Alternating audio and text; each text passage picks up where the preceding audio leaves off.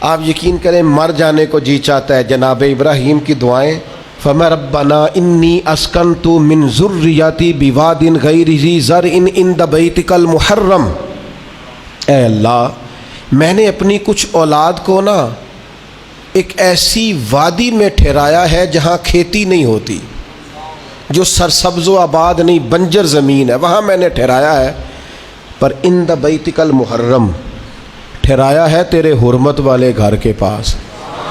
حضرت ابراہیم علیہ السلام کو حکم ہو گیا کہ بیٹے کو اور بیوی کو بیت اللہ چھوڑ آؤ۔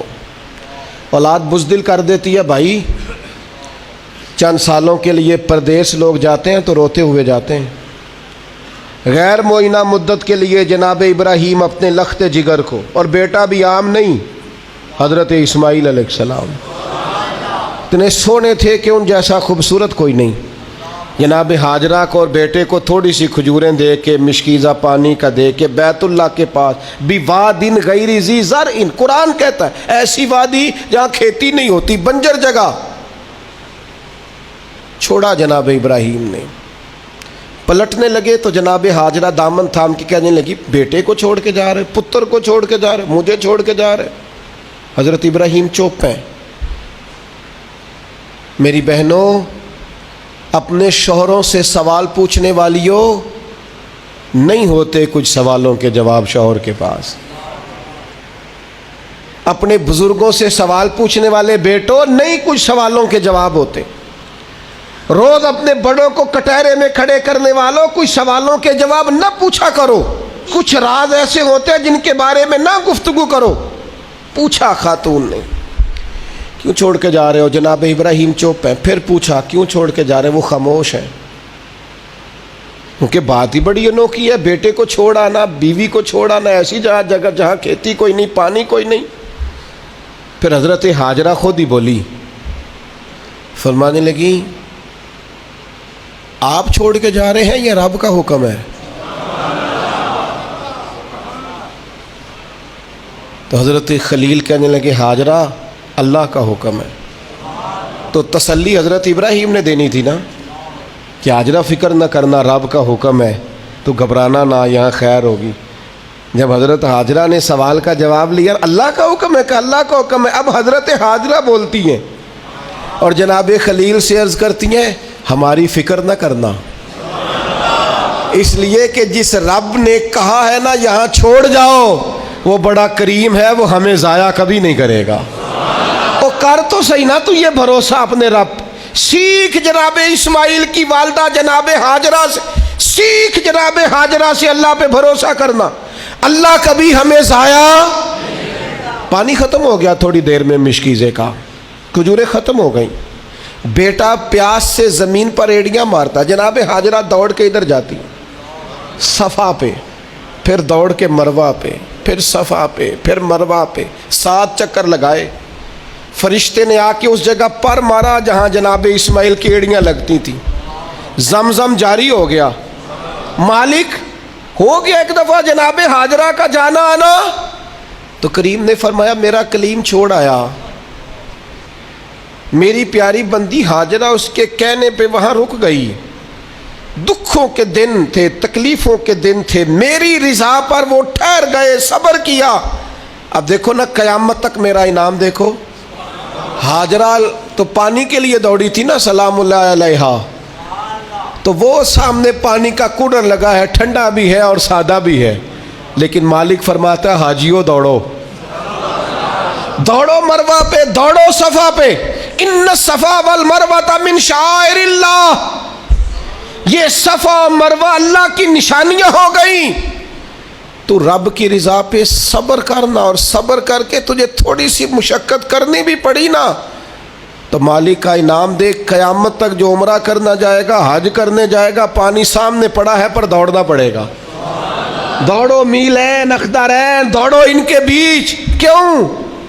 پسند آ گئی ہے نا جناب ہاجرہ کی ادا، پسند بھا گئی ہے جناب ہاجرہ کی ادا، کمال کر دیا جناب ہاجرہ نے۔ یہ عشق و محبت کا سفر ہوتا ہے، سارا حج کا سفر، سارا وارفتگی کا سفر ہے، اللہ والوں کی یادوں کا سفر۔ حضرت ابراہیم جب چھوڑ آئے نا تو اولاد ہوتی ہے نا. چھوڑ آئے بیٹے کو، پر کھیتی کوئی نہیں تھی، بغیر پانی کے بچے کو چھوڑ آئے. حج پہ بھی جاتے ہیں لوگ تو پڑوسیوں کو بھی کہتے ہیں ذرا دھیان رکھیا جے.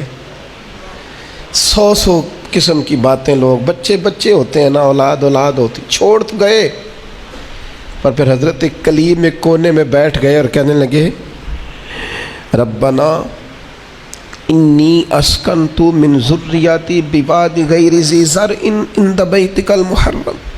اے اللہ، میں نے اپنی اولاد میں سے کچھ کو نا اس وادی میں ٹھہرایا جہاں کھیتی نہیں ہوتی، سبزہ نہیں ہوتا، پھل نہیں، پر عند بیتک المحرم ٹھہرایا میں نے تیرے گھر کے پاس ہے. او بیٹو بیٹیوں دیکھو ماں باپ کا پیار کیسا ہوتا ہے. کہنے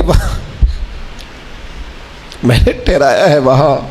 مالک ایک دعا ہے تیرے خلیل کی، ربنا لیقیموا الصلاۃ. اے اللہ میں چاہتا ہوں یہ نماز قائم کرے. پہلی بات نماز کی، میں چاہتا ہوں میرے بچے نمازی ہو، سویرے اٹھیں تیرے حضور سجدہ ریز ہوں، وضو کریں، عبادتیں کریں، ریاضتیں کریں. اگلی بات بڑی انوکھی ہے، فرمایا فَاجْعَلْ أَفْئِدَةً مِّنَ النَّاسِ تَهْوِي إِلَيْهِمْ. اے اللہ لوگوں کے دل ان کی طرف مائل کر دے. دنیا میرے بچوں سے پیار کرے، لوگ اولاد اسماعیل سے پیار کریں، ان کی طرف لوگوں کے دل پھیر دے. قیادتوں کا ہر دل عزیز ہونا بڑا ضروری ہوتا ہے. جسموں پہ حکومت کوئی حکومت نہیں ہوتی. انسان کے جسموں پر وجود پر حکومت کرنا کوئی کمال نہیں. اصل کمال ان کا ہوتا ہے جو دلوں پر حکومت کرتے ہیں. دل جھکے چلے جاتے ہیں، طبیعتیں بڑی چلی جاتی ہیں. آنکھوں پہ پٹی بھی باندھ دے تو محبوب کے دروازے کی طرف انسان بڑھتا ہی چلا جاتا ہے. کہا لوگوں کے دل پھیر دے ان کی طرف، لوگ ان سے پیار کرے. ہر سال دنیا قربانی کرتی ہے. رسول پاک علیہ الصلوۃ والسلام نے حد بندی، یا رسول اللہ قربانی کیا ہے؟ فرمایا جناب ابراہیم کا طریقہ ہے. ہر سال ذکر ہوتا ہے جناب ابراہیم کا، ہر سال ذکر ہوتا ہے حضرت اسماعیل، ہر جگہ ذکر ہوتا ہے جناب یعقوب کا، جناب یوسف کا. اپنی اولاد کے لیے دعا مانگا کرو، رب لوگوں کے دلوں میں ان کی محبت پیدا فرمائے. بندہ اچھا لگتا ہے، وہ بندہ پیارا لگتا ہے جو اولاد سے پیار کرے، اس سے پیار ہو جاتا ہے جو بچوں سے پیار کرے. اللہ ان کی طرف لوگوں کے دل پھیر دے. پہلے نمازی بنا دے، پھر انہیں ہر دل عزیز بنا دے. اب حضرت ابراہیم کہتے ہیں وَارْزُقْهُم مِّنَ الثَّمَرَاتِ لَعَلَّهُمْ يَشْكُرُونَ. یا اللہ انہیں پھلوں میں سے رزق بھی دے تاکہ یہ تیرا شکر ادا کرے. اللہ انہیں رزق بھی عطا فرما، انہیں پھلوں میں سے رزق بھی دے. اولاد کے لیے دعا مانگا کرو،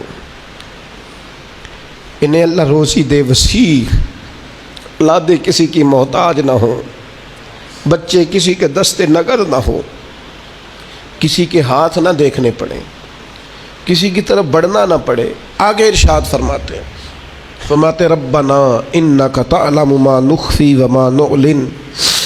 حضرت ابراہیم نے بات ہی کھول دی. فرمایا اے رب تو جو ہم ظاہر کرتے ہیں وہ بھی جانتا ہے، اور جو ہم چھپاتے ہیں وہ بھی جانتا ہے. وما یخفا علی اللہ من شیء فی الارض ولا فی السماء.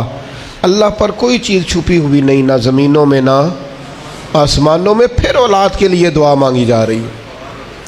اس شہر کے لیے بھی دعا مانگی جہاں بچے رہتے، یہاں امن رہے. یہ بھی دعا مانگی کہ یہ نمازی ہو جائے. یہ بھی دعا مانگی حضرت ابراہیم علیہ السلام نے کہ اللہ انہیں رزق دے پھلوں میں سے. یہ بھی دعا مانگی لوگوں کے دل ان کی طرف کر دے. اور پھر کہا تو جانتا ہے ہمارے ظاہر اور باطن کو. پھر ارشاد فرمایا کہ میں اب بیچ میں شکر بھی ادا کرتے ہیں. کہتے ہیں الحمدللہ الذی وہب لی علی الکبر اسماعیل و اسحاق. کہتے ہیں تمام تعریفیں اس اللہ کے لیے جس نے بڑھاپے میں مجھے اسحاق اور اسماعیل عطا فرمائے. بڑھاپے میں اللہ نے اولاد دے دی، ساری تعریفیں اس کے لیے.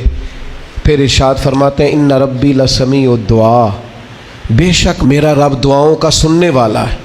آگے ارشاد فرماتا ہے رب اجعلنی مقیم الصلاۃ ومن ذریتی. اے اللہ مجھے بھی نماز قائم کرنے والا بنا دے اور میری اولاد کو بھی نماز قائم کرنے والا بنا دے۔ کیا ہی مزہ ہے اگر باپ بیٹا ایک صف میں کھڑے ہو کے نماز پڑھیں، کیا ہی لطف آئے اگر باپ بیٹا کٹھے احرام باندھ کے طواف کریں، کیا مزہ یاد آئے اگر کبھی باپ بیٹا بیٹیاں اہل خانہ سارے کٹھے حضور کی بارگاہ میں حاضر ہو۔ کیا نرالا انداز، مجھے بھی نمازی بنا دے اور میری ربنا وتقبل دعا، یا اللہ ہماری اس دعا کو قبول فرما لے، اس دعا کو قبول۔ ربنا اغفر لی والی والدیہ، پچھلی ساری دعائیں اولاد کے لیے، اب کہا ربنا اغفر لی والی والدیہ، اے اللہ مجھے بھی بخش دے اور میرے والدین کو بھی بخش دے، ان کی بخشش کر دے۔